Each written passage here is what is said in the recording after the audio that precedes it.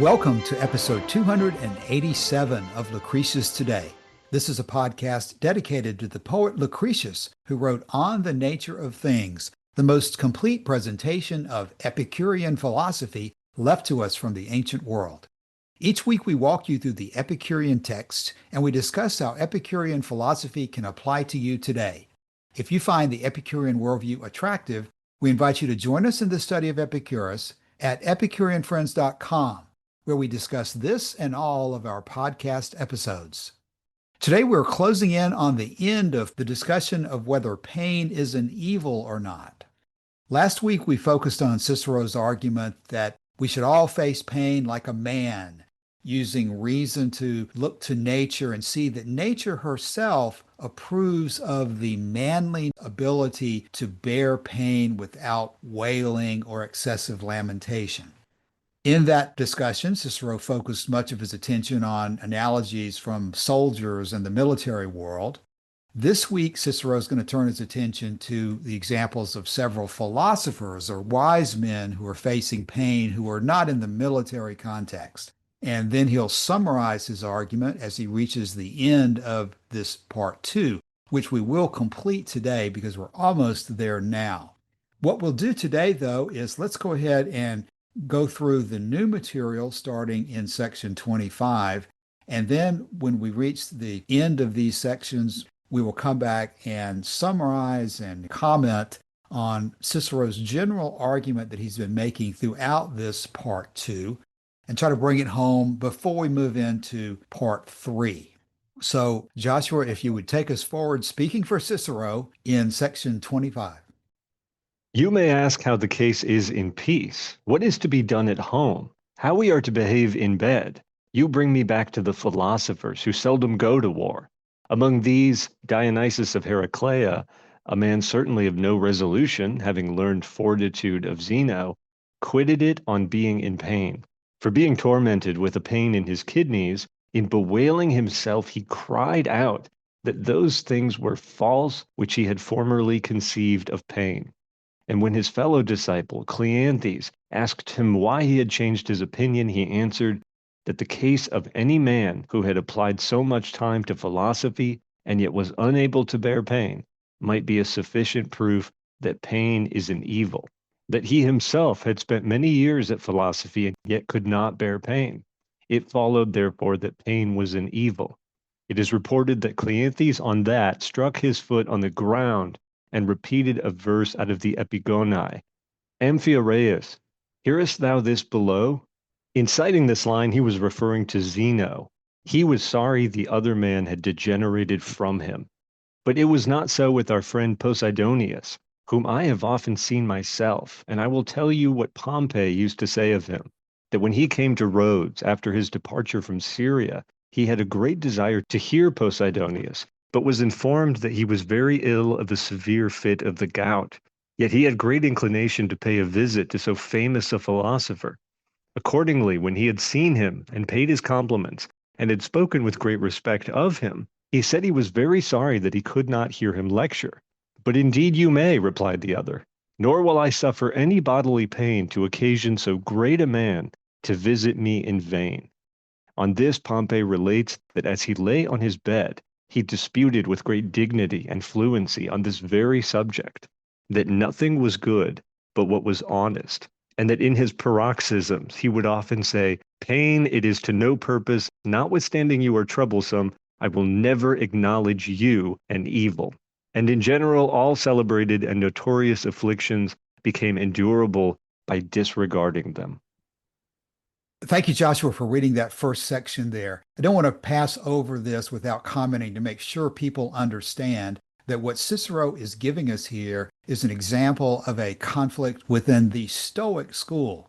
Both Posidonius, who he cites as an example of someone who, even when he's in the greatest pain, is going to say, pain, I will never acknowledge you are evil. And saying that in general, all notorious afflictions become endurable by disregarding them. Well, some Stoics apparently are able to do that. And Cleanthes apparently thinks that all Stoics should be able to do that because he's going to stamp his foot on the ground as if he's calling Zeno himself, the Zeno the Stoic, to take notice of this terrible person, Dionysius of Heraclea, who claimed to be a Stoic, but who did not believe that his Stoicism in the end was the proper answer. Because Dionysius of Heraclea, having learned fortitude from Zeno the Stoic himself, eventually gave up his Stoicism because when tormented with kidney pain, the same kind that Epicurus had apparently, gave in to crying out about his pain and saying that those things were faults which he had formerly conceived of pain. And Dionysius gave a very good answer when Cleanthes challenged him. Cleanthes, of course, all these people we're talking about are Stoics here in this section. Cleanthes challenged him, and Dionysius said that any man who has applied so much time to philosophy as he himself had, and yet was unable to bear pain as he himself was finding, that itself is sufficient proof that pain is an evil. With all the years he had spent at philosophy himself, he could not bear pain and therefore had to acknowledge that it was evil. That position ultimately ends up being fairly close to what Cicero's position is, that regardless of whether we want to characterize pain as evil, regardless of whether we want to say that we are indifferent and we can disregard pain, it makes no sense just to try to deal with it by defining it away and trying to minimize it through definitions as opposed to a much more persuasive argument. So Cicero is now going to proceed in 26 and tell us what he thinks is a more persuasive argument. So Joshua, if you could read 26. Do we not observe that where those exercises called gymnastic are in esteem, those who enter the lists never concern themselves about dangers? That where the praise of riding and hunting is highly esteemed, they who practice these arts decline no pain? What shall I say of our own ambitious pursuits, or desire of honors? What fire have not candidates run through to gain a single vote? Therefore Africanus had always in his hands Xenophon, the pupil of Socrates, being particularly pleased with his saying that the same labors were not equally heavy to the general and to the common man, because the honor itself made the labor lighter to the general. But yet so it happens that even with the illiterate vulgar, an idea of honor is of great influence, though they cannot understand what it is. They are led by report and common opinion to look on that as honorable which has the general voice. Not that I would have you, should the multitude be ever so fond of you, rely on their judgment, nor approve of everything which they think right. You must use your own judgment. If you are satisfied with yourself when you have approved of what is right, you will not only have the mastery over yourself, which I recommended to you just now, but over everybody and everything. Lay this down then as a rule, that a great capacity and lofty elevation of soul, which distinguishes itself most by despising and looking down with contempt on pain, is the most excellent of all things, and the more so if it does not depend on the people and does not aim at applause, but derives its satisfaction from itself. Besides, to me indeed everything seems the more commendable, the less the people are courted, and the fewer eyes there are to see it. Not that you should avoid the public, for every generous action loves the public view, yet no theater for virtue is equal to a consciousness of it. Joshua, we discussed some of this last week. I see this as Cicero being very inconsistent in his arguments because, again, he's usually pointing to great men of the past as an example of how we should live our lives today. But here he's admitting that I don't want you to look to what the general voice is, what the general public often wants. You should look inside yourself. Apparently, this issue of looking through reason to nature, and nature is going to tell you that honor and lofty elevation of the soul is the most excellent of all things. So again, I would say the logical problem in Cicero's argument is that he is contradicting himself by citing all of these men of the past and saying that their example is what should be followed. And yet, how are we to pick out which of the men of the past to consider to be great? Not everybody makes the same decisions about dealing with pain or dealing with most other decisions in life. Cicero is selectively picking out the ones that he says we should consider to be great, and at the same time deprecating and criticizing the general judgment of the public because it's generally wrong, Cicero is implying. So I think there's a great inconsistency here that undercuts his argument and lays it bare that when you look to nature and say that nature has your own conclusion in mind, this is what Nietzsche talks about when he criticizes the Stoics. They are taking their own Stoicism and projecting it onto nature as if they themselves know better than nature what the right way of conduct is in a particular situation. Rather than taking nature's guidance through pleasure and pain, they project their own concepts, their own idealism onto nature and expect you to believe that that makes sense. And it simply does not make sense. Yeah, you're right, Cassius. We did talk about this last week. Last week, I sort of gave a devil's advocate defense of Cicero by saying that even though he's talking about reputation and fame and honor and esteem and so on, that what he's really appealing to there is his view that there is this sort of transcendental moral law that exists in nature and that we can discover that, and that by aligning ourselves with that, we escape the slavish devotion to the opinions of the multitude, which Cicero himself accuses Epicurus, as I said last week, of explaining or defining justice on the basis of the opinions of the multitude. Now, that is not true, but I think you're right, Cassius, to say that Cicero is setting himself up here for a dilemma when he says that honor and esteem and fame and reputation and so on, that these are not only many words to refer to one chief good, these represent the only good. That was a quote from last week from Cicero, that whatever you want to call it, if you want to call it virtue, if you want to call it honor, if you want to call it moral excellence, when he's praising men like Marcus Regulus and Scipio Africanus, he is praising them for this quality, and this quality of estimable moral behavior is the only good for Cicero. It's the only good for Cicero. I think I can make a second devil's advocate argument in defense of his position here, because I think you're right. He does seem to be setting himself up for using the opinion of the multitude, of the populace, of the loudest voice, essentially, to determine what is moral and what is not. Of course, Cicero would say that that's not what he's doing here. In fact, he's at the end of this very section disavowing that view entirely. He says, "To me, indeed, everything seems the more commendable, the less the people are courted." And what I think of here is an essay that was written by Henry David Thoreau in the years leading up to the American Civil War about an acquaintance of his named John Brown. That name will be familiar to some who are interested in American history. John Brown was an abolitionist and a firebrand. He had seen conflict in the border skirmishes in Bleeding Kansas and so on.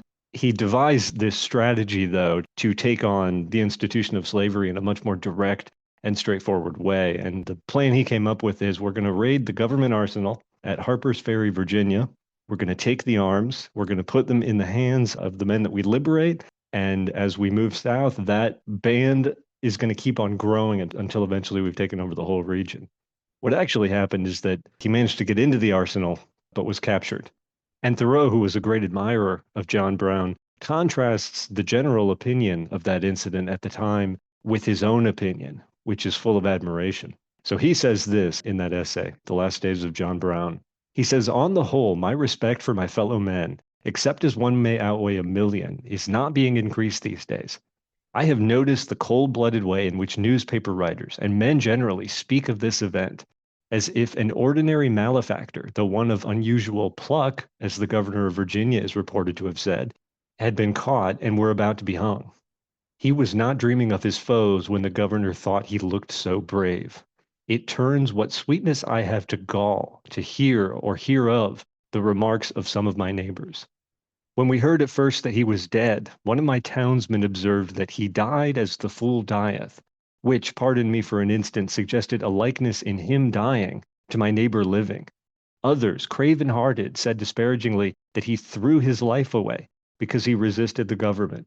Which way have they thrown their lives, pray? Such as would praise a man for attacking singly an ordinary band of thieves or murderers. I hear another ask, Yankee-like, what will he gain by it? As if he expected to fill his pockets by this enterprise. Such a one has no idea of gain but in this worldly sense. If it does not lead to a surprise party, if he does not get a new pair of boots or a vote of thanks, it must be a failure. But he won't gain anything by it.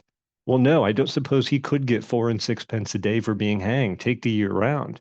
But then he stands a chance to save a considerable part of his soul, and such a soul, when you do not. No doubt you can get more in your market for a quart of milk than for a quart of blood, but that is not the market that heroes carry their blood to.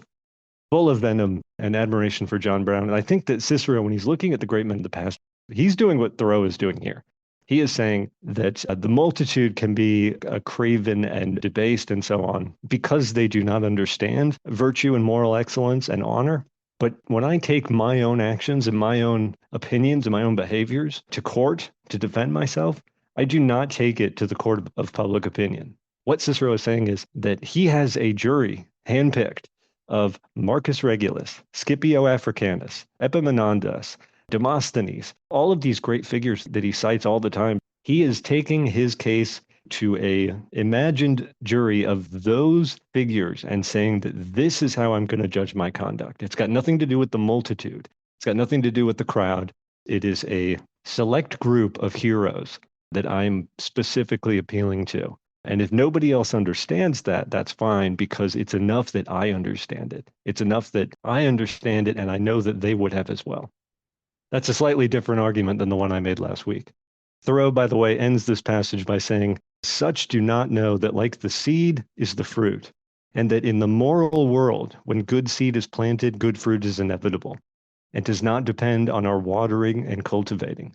That when you plant or bury a hero in his field, a crop of heroes is sure to spring up. This is a seed of such force and vitality that it does not ask our leave to germinate." It is precisely those heroes that Cicero is appealing to when he says that moral excellence, virtue, honor, esteem, that these are the things he holds dear. And it is to them that he goes for his final appeal in defending his own choices and his own behavior. So again, all I'm saying here is that Cicero, even though we see a contradiction here, Cassius, that Cicero is essentially setting up the populace, the multitude, as the judge of honor and virtue. What Cicero thinks is that that is not the market that he is carrying his blood to. He is carrying himself to a very different market and to a very different courtroom.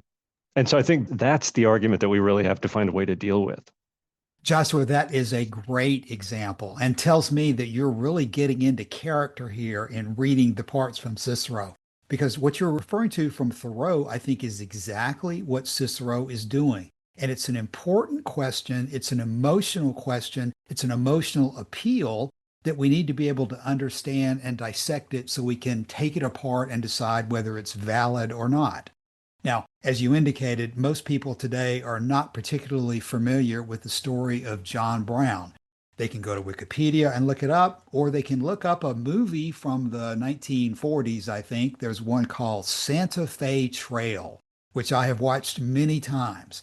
And it's with Errol Flynn, Ronald Reagan, Raymond Massey, and it describes the background of the John Brown episode and how it definitely does constitute a tragic or heroic tale, depending on how you look at it, of a man who finds slavery so abhorrent that he is going to finally just take matters in his own hands and start his own revolution, if necessary, in order to get rid of slavery.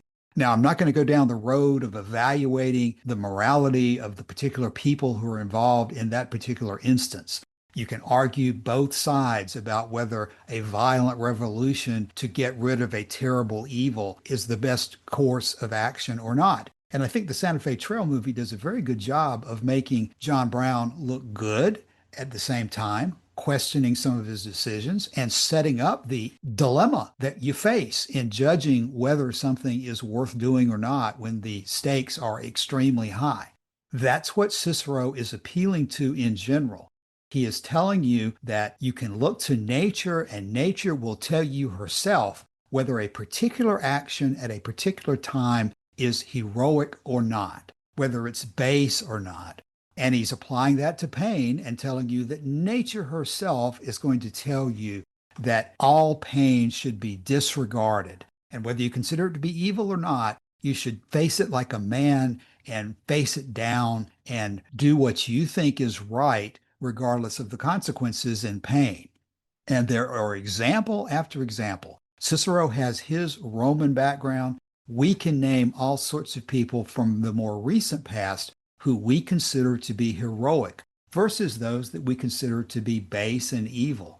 But the choice and the judgment of whether a particular person at a particular time is heroic or evil is not something that I think Epicurus would say that nature is going to tell you herself.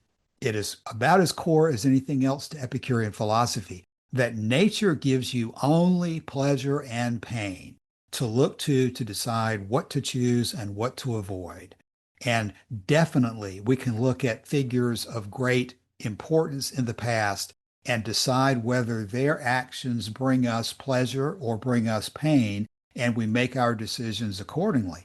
And I would side with Thoreau and Cicero in the issue that when you think something is extremely important to you and it's going to bring you emotional satisfaction, then you make your decisions and set your course based on which of those courses, which of those people you're evaluating are going to bring you the greatest pleasure over pain, the greatest happiness over unhappiness. The problem with Cicero's outlook is that he is simply saying that it's self-evident if you look to nature that nature is going to answer those questions for you. And Epicurus, I think, is saying, no, Cicero, no, Stoics, you are projecting your preferences onto nature and trying to convince other people that nature herself justifies your particular cause when nature does not even know about your cause. It has no intention of supporting you in your decisions and saying that you are right versus someone else is wrong.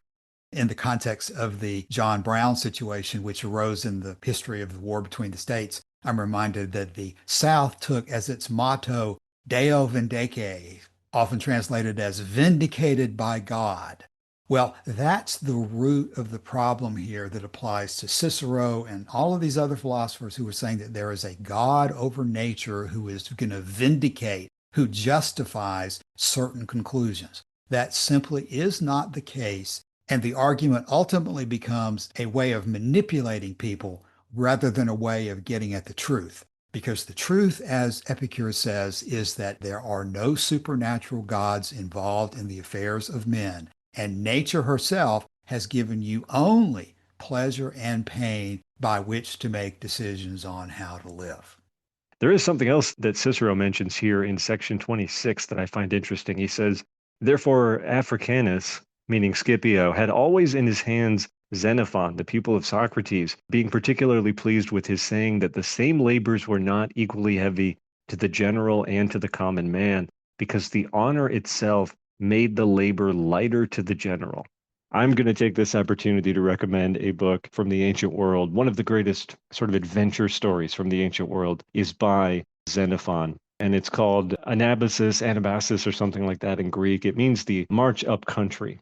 Xenophon was a soldier in a Greek mercenary army that was hired by the heir to the Persian throne, Cyrus the Younger, unwittingly in an attempt to overthrow his older brother. And when the expedition failed, they were victorious in the battle at the field of Cunaxa outside of Babylon, but they were stuck deep in Persian terrain, and they had to force march over the land north to the Black Sea, to the Pontus, as it was known in the Greek world, to these free Greek city-states, these colonies on the south coast of the Black Sea, so they could catch a ship to get back home. And Xenophon was not a general until a parley was called and the actual generals were murdered under flag of truce, at which point the soldiers of each Greek city-state that was represented elected their own generals to decide what to do next, and Xenophon was elected as one of the generals from the city-state of Athens. So he was promoted, got a field promotion from his peers and organized this march north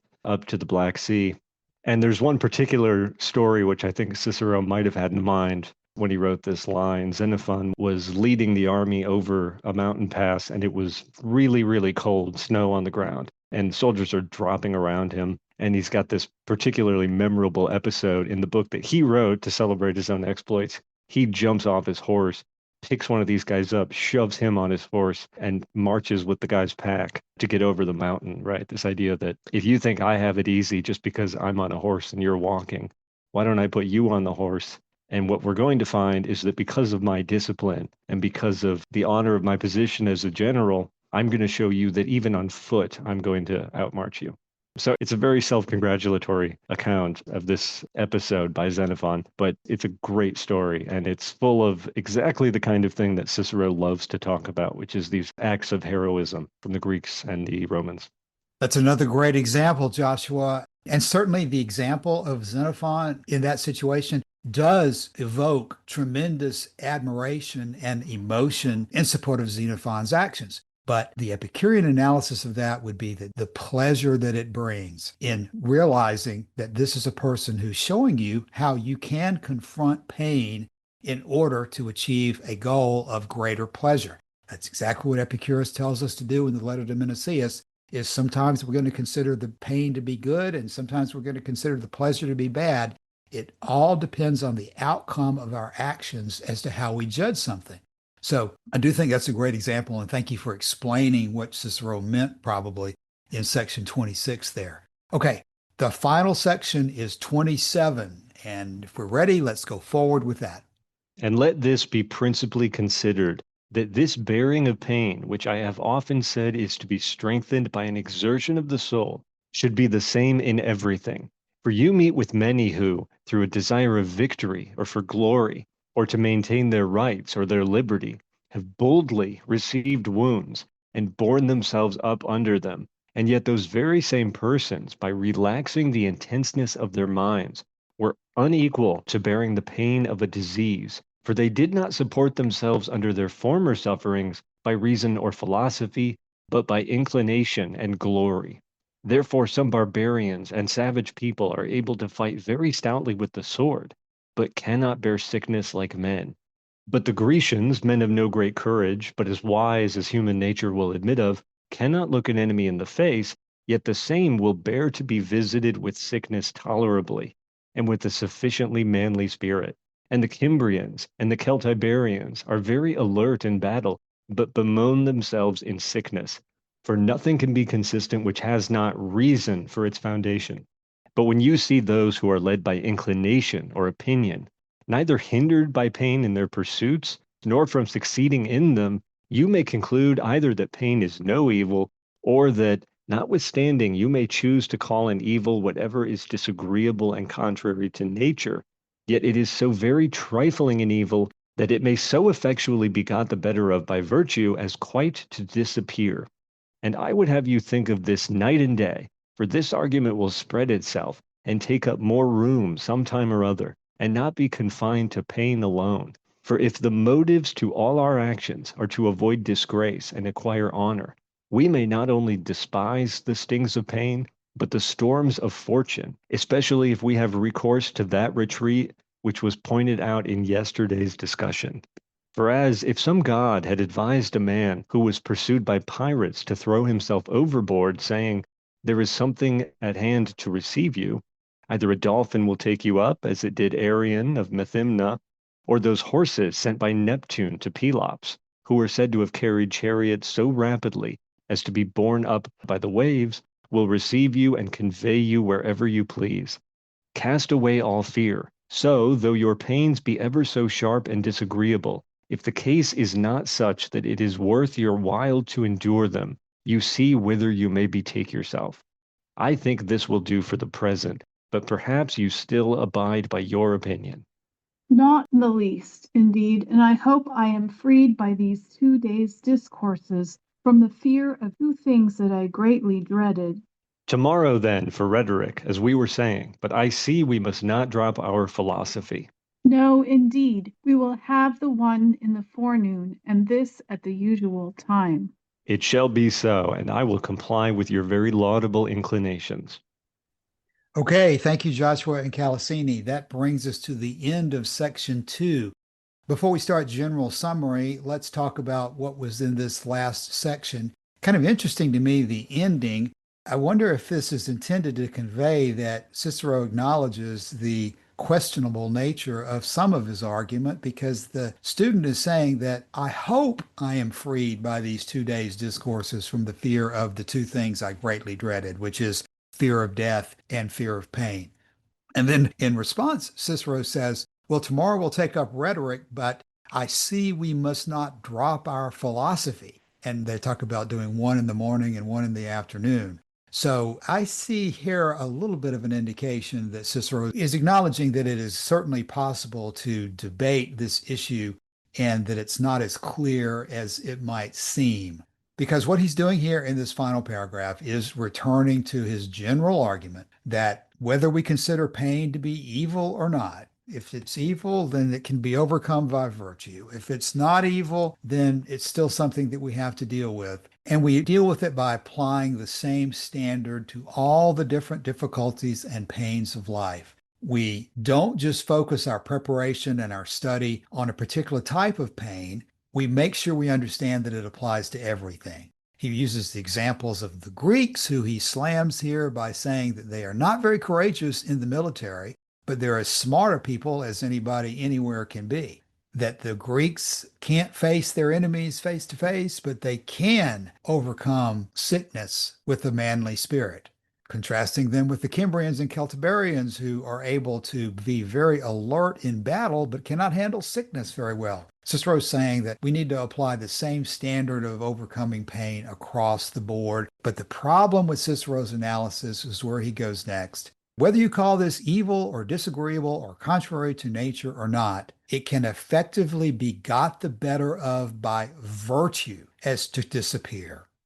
Think of this night and day, he says. This argument will consume all of your thoughts, and it's not confined to pain alone, that the motives of all our actions are to avoid disgrace and acquire honor.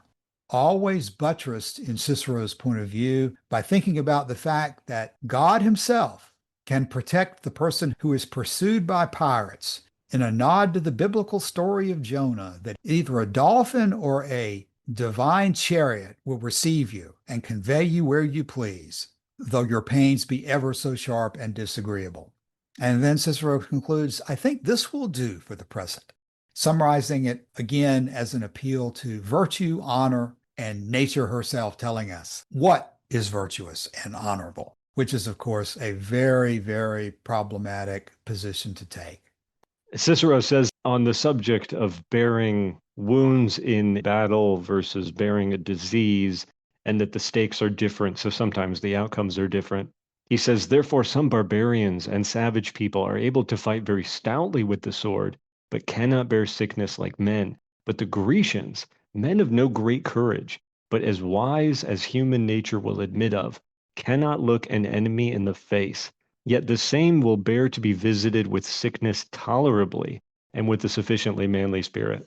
It's interesting here that he cites the Greeks as men of no great courage, because he's always referencing people like Socrates and Epaminondas and these other great Greek heroes of the past. Of course, we have to understand that in Cicero's time, Greece was under Roman occupation and was a source of many, many domestic slaves in the Roman Empire. And so if your exposure to a group of people is what they're like in that condition, it might give you a very different perspective. But these are the same people who gave us the story of Leonidas at Thermopylae, right? Which Cicero would certainly say that that was exemplary courage on the part of the Greeks.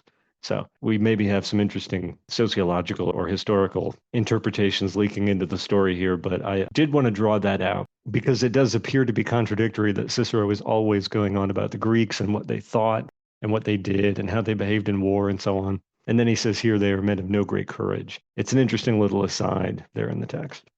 Yeah, Joshua, well, pointing out inconsistencies in Cicero's argument has been a theme of this entire section, as it is the entire book. But now that we're at the end of section 2, why don't we spend a few minutes and conclude today's episode by just sort of summarizing what we're getting out of this part of the argument. Again, we started with the argument about fear of death, and Cicero ultimately wanting to argue that we could look forward to a better life after death, reverting back to the Platonic idea that the soul preexisted human life and the soul is going to go to a better place, or at least if you do the right things, if you're virtuous and honorable in life. And he grounds his argument ultimately on a worldview that, again, is totally inconsistent with Epicurean philosophy because it presupposes a heaven or a divine creator or a realm of existence after death.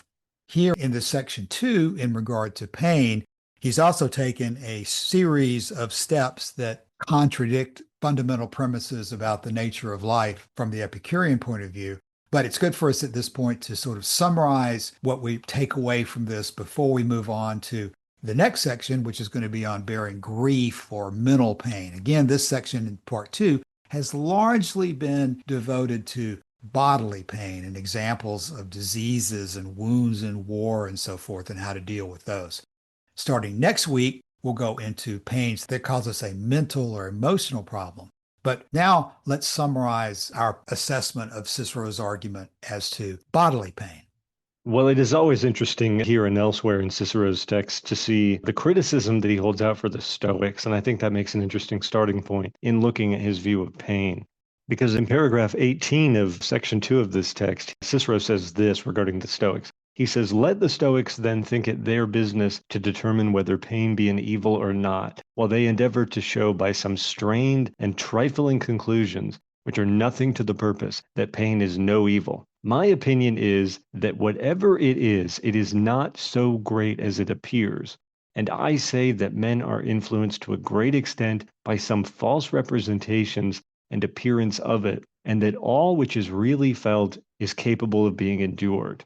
That makes an interesting thesis statement. He's saying that the Stoics are arguing over whether it's an evil or not. He's going to go on in the next paragraph and say this: "Epicurus offers himself to you, a man far from a bad, or I should rather say a very good man.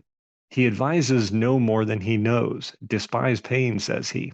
So he's citing this argument among the Stoics, between the Stoics and the Epicureans and these other philosophical groups. And it's interesting that he takes this as his thesis statement in this entire section. He says, "My opinion is that whatever pain turns out to be, whatever that is that we're talking about," he says, "it is not so great as it appears. And I say that men are influenced to a great extent by some false representations and appearance of it, and that all which is really felt is capable of being endured." The Stoics are saying that pain is not only not an evil, but it's something to be indifferent to. The Epicureans are saying that pain is a great evil. And Cicero is saying that, well, pain is certainly not nothing. It is unpleasant, and we can see in story after story how different people respond to it. But where he draws the line here is that pain is endurable and that we make it worse by focusing on certain appearances of it and false representations and so on. This mirrors in some ways Epicurus' own arguments on death, that when you fear death, you are piling extra grief onto the process of dying, and that what you really need to be doing is understand that death is nothing to you, that it's not some horrible thing to be afraid of, because if you do that, it's not only going to poison the moment of death, it's also going to poison your life with fear and with this false perspective that I think he is pointing out in people. And Cicero is doing the same thing, but with pain. He is saying that we make pain worse by dwelling on it with the imagination, essentially, that we use our minds to enlarge pain when we should be using our minds and our reason to diminish pain or to suppress pain, to push it down and to bear it manfully, as he would say, gracefully, as I would say. So I think that sets up an interesting conversation there. And then he goes on to speak of how this actually plays out in a whole number of different situations. But that thesis statement there in section 18, I think, represents a good starting point for how to summarize his thoughts. I agree, Joshua, and that's going to remind me to say something I intended to add last week but didn't get an opportunity to.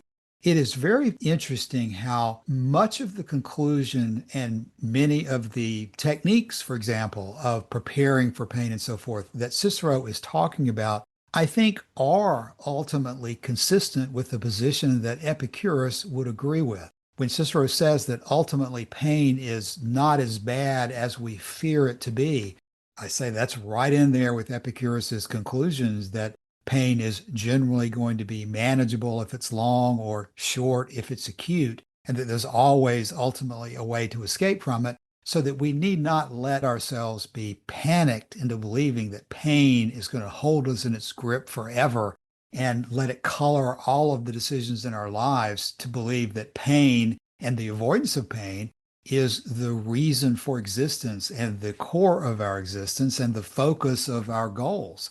the difficulty always comes back to this question of why and what is your rationale behind your decision making, because Cicero wants you to look to eternal gods, ultimate forms in another ideal dimension, things that do not exist. And he does that, I would say, because the Stoics wish, people of Cicero's disposition wish to project their own personal values onto nature and then use that as the argument why all people should conform to their viewpoint.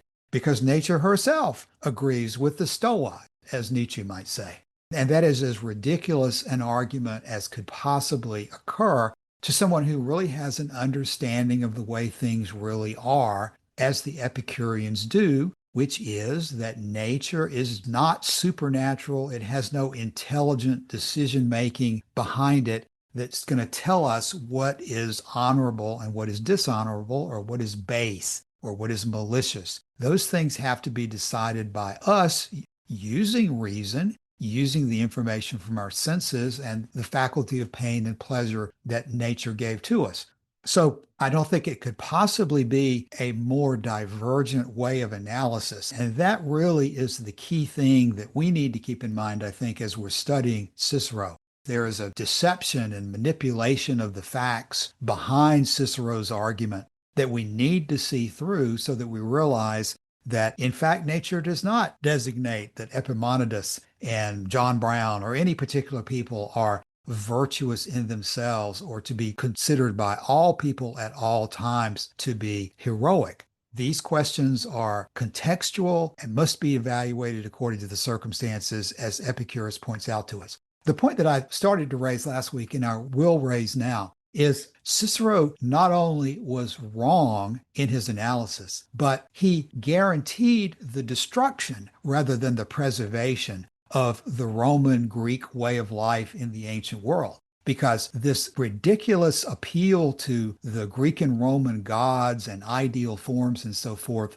was about to be swept away by the influx of monotheistic religion from the East, which the Roman way of looking at gods and ideal forms was entirely ill-equipped to deal with. If Cicero had opened his mind to Epicurean philosophy, as he appeared to be slightly opening it in appreciating the actions of Cassius Longinus near the end of his life, I would maintain that all of the better things of Greco-Roman civilization in terms of the appreciation for the philosophy that we're talking about, in terms of the appreciation for science, in terms of the aqueducts and all of the building and so forth, all the good things that Roman society embodied, this appreciation of an uplifting view of humanity and mankind embodied in the Greek artwork and the Greek statues and so forth. Those things are not inconsistent with Epicurean philosophy. And a proper appreciation of the way things really are, in other words, if Cicero had stopped looking down his nose at Democritus and the atomic theory and opened his mind to the idea that it's not necessary to give in to supernatural gods in order to be a moral people. The example that Diogenes of Oinoander gives in his inscription, that it is in fact the most religious people who are the most despicable.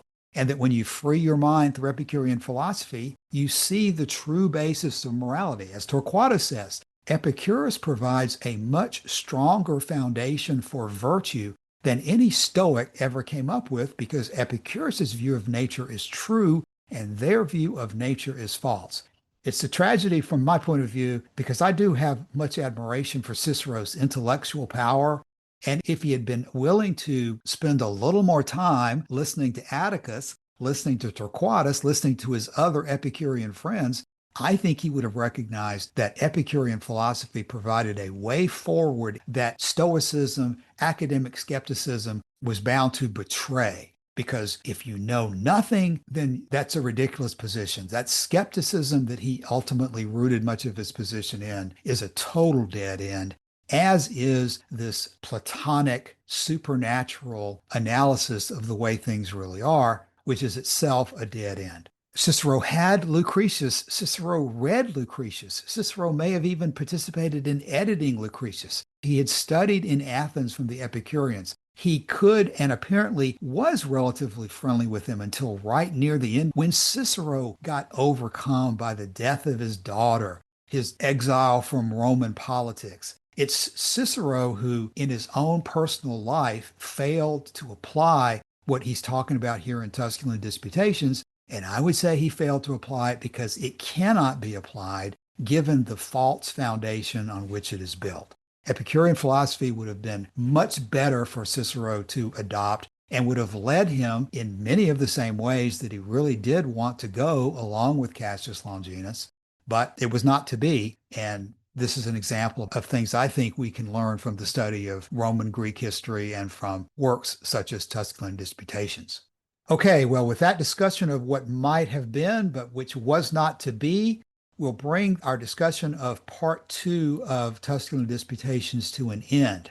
As always, we invite you to drop by the EpicureanFriends.com forum and let us know if you have any questions or comments about this or any of our other discussions about Epicurean philosophy.